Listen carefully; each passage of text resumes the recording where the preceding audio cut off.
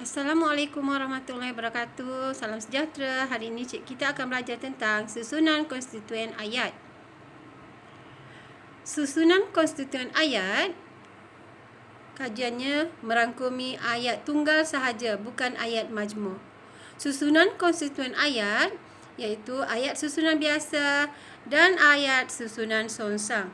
Baik, kita lihat dahulu ayat susunan biasa. Ayat susunan biasa, subjek dan predikat.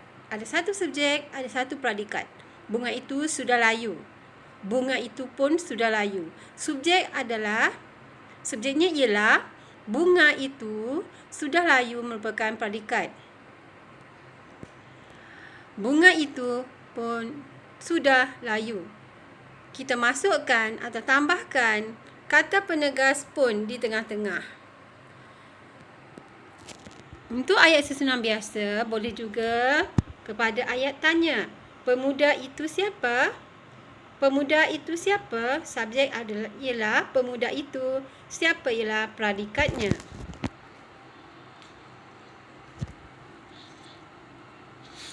Kita terus pada susunan songsang. Susunan songsang terdiri pada pendepanan seluruh predikat dan pendepanan sebahagian predikat. Pendepanan seluruh predikat, pencuri itu memanjat tembok. Subjek mendahului predikat. Pencuri itu subjek, memanjat tembok predikat. Memanjat tembok pencuri itu. Predikat berada di hadapan, mengambil kedudukan subjek, lalu diikuti oleh subjek di belakang. Memanjat tembok pencuri itu.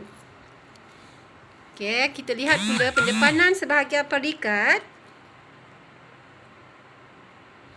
Pendepanan sebahagian predikat terdiri pada pendepanan sebahagian frasa kerja yang merangkumi pendepanan kata kerja sahaja. Burung itu hinggap di tingkap.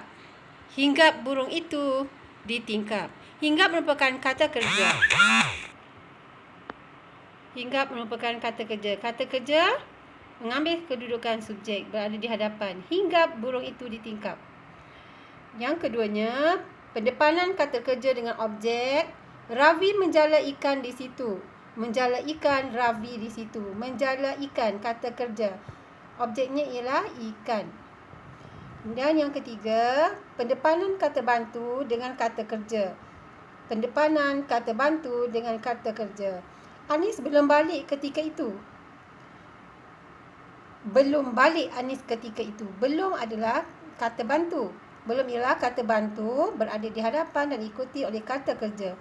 Jadi kata bantu dengan kata kerja. Okey, seterusnya kita lihat yang kedua. Pendepanan sebahagian frasa adjektif. Pendepanan sebahagian frasa adjektif. Pendepanan kata adjektif sahaja. Yoga sakit secara tiba-tiba. Sakit yoga secara tiba-tiba. Ya, sahaja itu kita kedepankan perkataan sakit, kata adjektif tu. Okey. Yang keduanya, pendepanan kata penguat dengan kata adjektif. Pendepanan kata penguat dengan kata adjektif. Haziq sungguh rajin sejak dahulu. Kata penguatnya sungguh rajin. Mengambil kedudukan subjek. Sungguh rajin Haziq sejak dahulu. Kata penguat di hadapan, kata penguat kemudian diikuti oleh kata adjektif. Seterusnya, pendepanan kata bantu dengan kata adjektif. Aisyah belum sihat sejak semalam. Aisyah belum sihat sejak semalam. Belum sihat Aisyah sejak semalam. Belum merupakan kata bantu, sihat kata adjektif. Okey. Belum sihat Aisyah semalam. Seterusnya, kita pergi kepada pendepanan frasa sendi nama. Pendepanan frasa sendi nama sebagai predikat. Atlet itu dari negara jiran. Dari negara jiran. Atlet itu. Dari negara jiran. Atlet itu. Jadi, atlet itu dari negara jiran. Dari negara jiran ialah frasa sendi nama. Bawa ke hadapan. Menduduki kedudukan subjek. dari negara jiran atlet itu. Jadi ayat ni ayat songsang. Pendepanan frasa sendi nama. Pendepanan frasa sendi nama sebagai keterangan dalam predikat. Anggota penyelamat menyelam ke dasar sungai. Anggota penyelamat menyelam ke dasar sungai. Pendepanan frasa sendi nama sebagai keterangan. Mana frasa sendi namanya? Okey. Ke dasar sungai. Anggota penyelamat, subjek, kata kerjanya ialah menyelam dan keterangan yang dalam predikat itu ialah kata dasar sungai. Ke dasar sungai. Jadi kedepankan. Ke dasar sungai, anggota penyelamat menyelam. Okey, jelas? Cikgu harap semuanya jelas. Sekiranya tidak jelas, kamu boleh ulang beberapa kali untuk melihat kejelasannya. Okey.